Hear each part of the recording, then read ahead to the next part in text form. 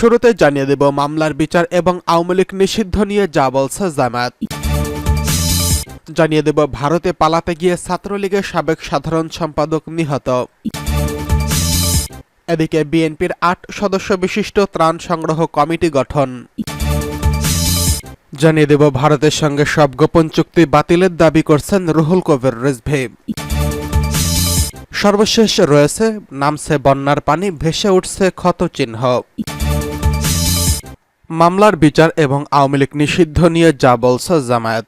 বিএনপির মতো জামায়াতও চায় অন্তর্বর্তীকালীন সরকার যেন প্রশাসন, বিচার বিভাগ এবং অর্থনীতি এবং ব্যাংক খাতের প্রয়োজনীয় সংস্কার দ্রুত এগিয়ে নেয়। একই সঙ্গে আইনশৃঙ্খলা পরিস্থিতি নিয়ন্ত্রণে আনার উপর জোর দিচ্ছে জামায়াত। বলছে নির্বাচন কমিশন সংস্কার করে পুনর্গঠনের কথা। এছাড়া আন্দোলনে নিহত ঘটনায় আইনি বিচারের উপর গুরুত্ব দিচ্ছে দলটি।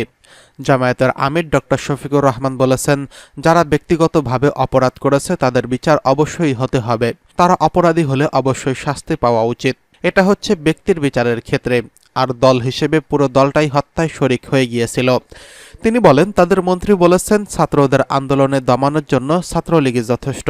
তাহলে বিষয়টা কি দাঁড়ালো? একটা দল পুরো দায়িত্ব নিল সন্ত্রাস করার, সেটিই হলো।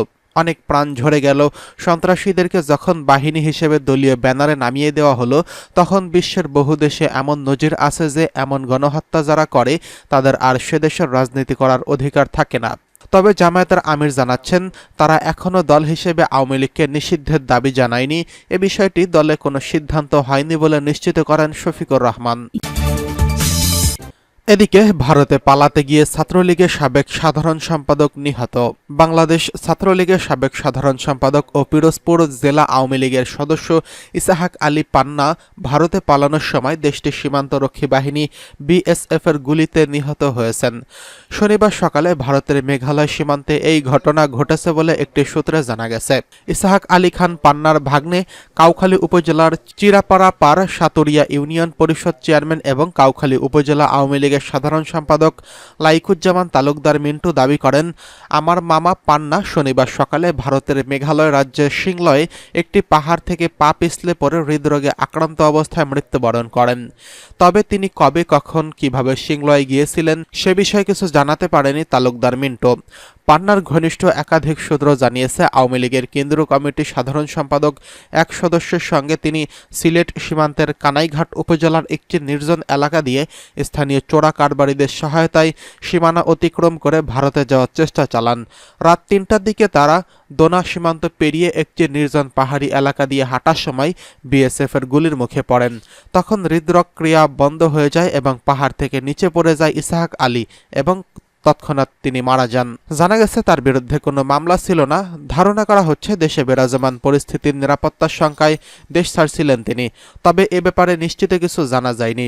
এদিকে সামাজিক যোগাযোগ মাধ্যম ফেসবুকে একটি ছবি অনেকেই শেয়ার করে সেটি ইসাহাক আলী পান্নার বলে দাবি করেছেন। ওই ছবিতে পান্নার কালো টি শার্ট এবং কালো প্যান্ট পরিহিত অবস্থায় মাটিতে পড়ে থাকতে দেখা যায়। তার পা থেকে রক্ত প্রবাহিত হচ্ছে। পিঠের কাছে রক্তের ছোপ ছোপ দাগ দেখা গেছে। ইসাহাক আলী পান্না ১৯৯৪ সালে ছাত্রলীগের সাধারণ সম্পাদক নির্বাচিত হয়েছিলেন। ২০১২ সালের সম্মেলনের পর ইসাহাক আলী খান পান্না আওয়ামী লীগের কেন্দ্রীয় উপকমিটির সহ সম্পাদক হয়েছিলেন।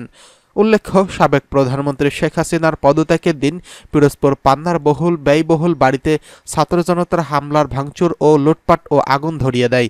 এরপর তিনি আত্মগোপনে ঢাকায় ছিলেন। এদিকে বিএনপির ৮ সদস্য বিশিষ্ট ত্রাণ সংগ্রহ কমিটি গঠন।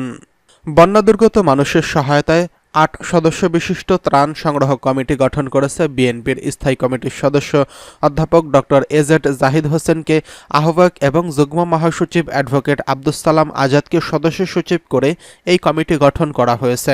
দলটির সিনিয়র যুগ্ম মহাসচিব রুহুল কবির রিজভী স্বাক্ষরিত এক সংবাদ বিজ্ঞপ্তিতে এই তথ্য জানানো হয়।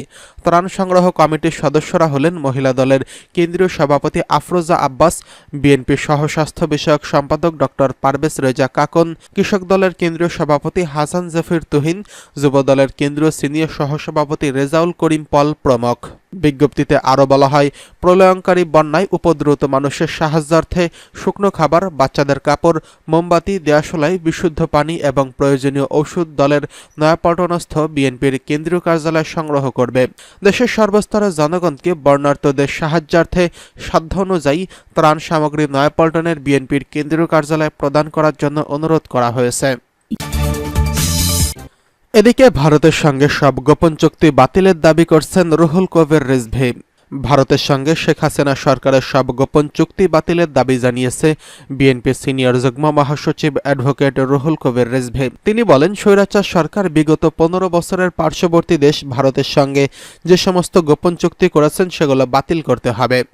ভারতে এক অভিনেত্রী কয়েকদিন আগে বলেছিলেন, একটা দেশ ছিল ভারতের পক্ষে, সেটাও হাতছাড়া হয়ে গেল।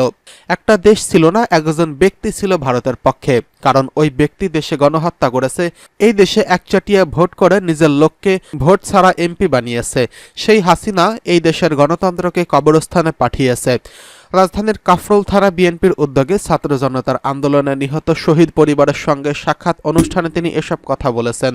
রিজভী আরও বলেন, শেখ হাসিনাকে ভারত সমর্থন করে, বাংলাদেশ সমর্থন করে না, বাংলাদেশের জনগণের সমর্থন করে না। বিএনপি ভদ্রলোকের দল, বিএনপি জনগণের দল, বিএনপি দেশে খেটে খাওয়া শ্রমজীবী মানুষের দল। বিএনপি বিগত 15 বছরের সীমাহীন অত্যাচার নির্যাতন সহ্য করেছে। নেতারা বছরের পর বছর গুম হয়ে থেকেছে, তারপরও আমরা গণতান্ত্রিক সংগ্রাম করেছি।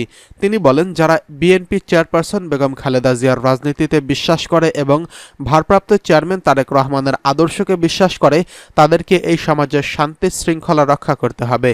বেগম খালেদা জিয়া কয়েকদিন আগেই বলেছেন, আমরা শান্তির সমাজ নির্মাণ করতে চাই, আমরা শান্তির সমাজ তৈরি করব।